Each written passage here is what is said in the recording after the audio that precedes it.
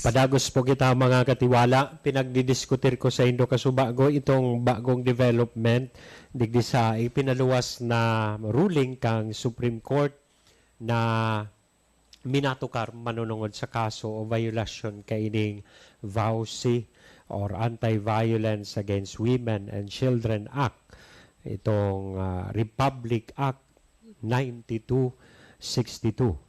May sarong kaso na pinag-apilar sa Supreme Court hali sa RTC, pasiring sa Court of Appeals, pagkatapos sa Court of Appeals, dinara sa Supreme Court as in ini naging bagong disposisyon na ipinaluwas kang Supreme Court. Paghali kay ni sa RTC, sabi ko kasubago, pinag-affirmar kang Court of Appeals itong conviction kay ning sarong lalaki na nakiapid, nakidurog sa bakong agom, as in nabadusan pa ini. As in ini nakalaog sa saklaw kang Anti-VAUSI Act na RTC found him guilty beyond reasonable doubt in violation of Section 5, Paragraph I of the Anti-VAUSI Act. Na ano po ang nasasabi digdi sa Section 5, Paragraph I of the Anti-VAUSI Act? Sabi digdi that the crime of violence against women and their children is committed by causing mental or emotional anguish, but not limited. Anguish, public ridicule, or humiliation to the woman or her child, including but not limited to repeated verbal and emotional abuse and denial of financial support or custody of minor children or access to the woman's child or children. So, iyan ang napapalaman sa lay. Kaya mag-ingat kita. Itong causing mental or emotional anguish. Pigpapara-stress mo si misis mo.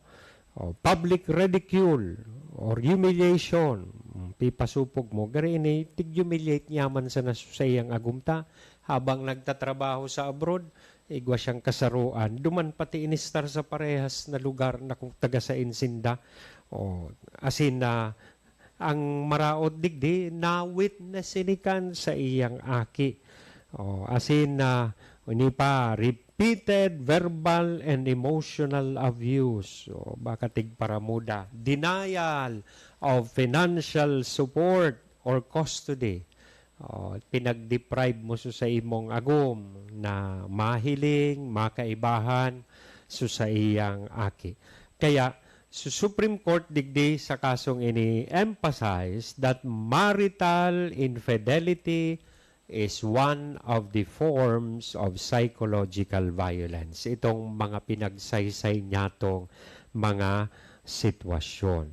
The High Court in Supreme Court agreed with the CA, Court of Appeals, and RTC and ruled that all elements to establish a violation of Section 5, Paragraph I were present. Digdi sa particular na kasong ini, presente sugabos na elemento na kung saan ansarong tao pwedeng maging guilty kaining violation, kaining Republic Act 9262 na mas midbid sa pag-apod na Anti-Violence Against Women and Children. Ano ining mga elemento na nakuha asin pinag-affirmar kang Supreme Court? Nakuha kang RTC asin Court of Appeals. So, enot, the offended party is a woman and or her child or children. Second, the woman is either the wife or former wife of the offender. Third, the offender causes on the woman and or child mental or emotional anguish. Fourth, the anguish is caused through acts of public ridicule. Pigpakaraot, humiliation, repeated verbal and emotional abuse, denial of financial support or custody of minor children or access to the children or iyo ini importantehon ini tagara iyo ini ang inapply kang Supreme Court sa iyang decision or similar to such acts or omission. So, delikado hon ini. Dakula kay ni ang sakop, ang saklaw kay ning mga tataramo na ini. Gariman sa nini, so nagsasabi, and other analogous cases or situations. So, nakaumagid o sa parehas na mga sitwasyon similar to such acts or omissions. So, iyon ay sunaging hatol kang Supreme Court. Interesting na maaraman ta po, mga katiwala, ano so nangyari sa kasong ini? Susog sa record kang korte, duman sa nabasa ko, ini si petitioner, ang petitioner po digdi, iyo po ining lalaki, nag-appeal siya, naging hatol sa iya sa RTC and sa Court of Appeals. So, kaya siya ang naging petitioner digdi. Ining lalaki, ngaranan tang X, o tanganing day maray obvious. Si X, so petitioner, inagum niya ini, pinakasalan niya ini si subabaye, si A, on December 29, 2006. And itong sa indang union, nakaprodusir nin sarong aki, a daughter, na sabihon ta si B. Si A later went to Singapore in 2008. Kinasal na 2006, year 2008, ining babayi nagpasiring sa Singapore tanganing magtrabaho. And in May 2015, after siguro 7 to 8 years, na-discovery kay ni A, subabayi na si X, was in a romantic relationship with another woman. Sabihon ta na sana si Querida. Worse, she later discovered, na-discovery kay ni A, subabayi, na ining other woman na si C was pregnant with her husband's child. May pinagbabados na ang ama iyuso sa iyang agom. Kaya si A, legal wife, mga gariman sa nini, mga nadadagog niya itong pigpapatulfong kaso. Si legal wife, pagkatapos ining madiskubre na ini, si lalaki, dinara ining babayi sa indang hometown. Kaya napiritan siya na umuli digdi sa Pilipinas. Learning that her husband and his mistress started to cohabit. Nagsasaro na. Kaya si A naghagad kan asistensya kan DSWD. Tanganing makuha niya sa iyang aki. Na that time, yaon po sa pangangalaga kan sa iyang mother-in-law, kang lola. So magurang kaining sa iyang agom. Kaya ini si petitioner, si X, so lalaki, was charged because of that with a violation of Section 5, Paragraph I of the RA 9262 before the RTC. Kang January 2016. So it was only after 3 years na nagkaigwan in disposition sa indang kaso.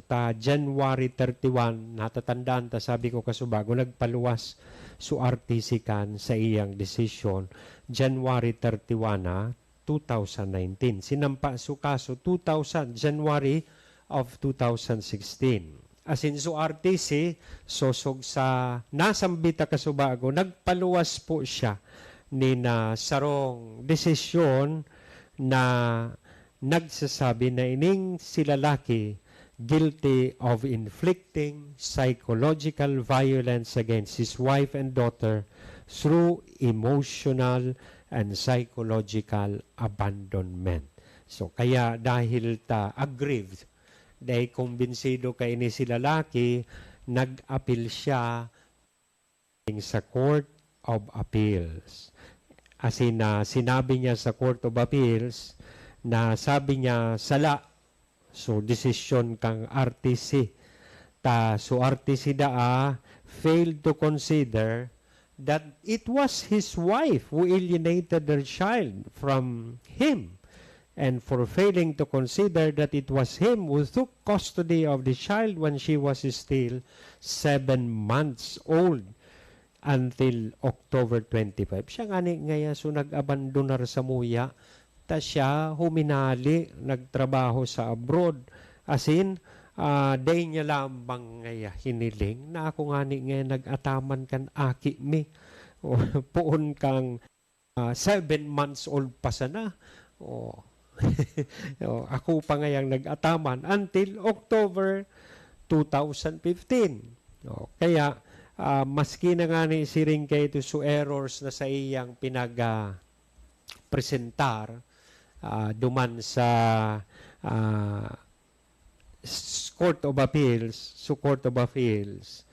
sosog sa records kay ining kaso found no merit in the petition. So, dadangogon niya to kung ano man ining sinabi kan Court of Appeals pagkatapos sa kiraray mga katiwala ni nagkapirang pagirumdo.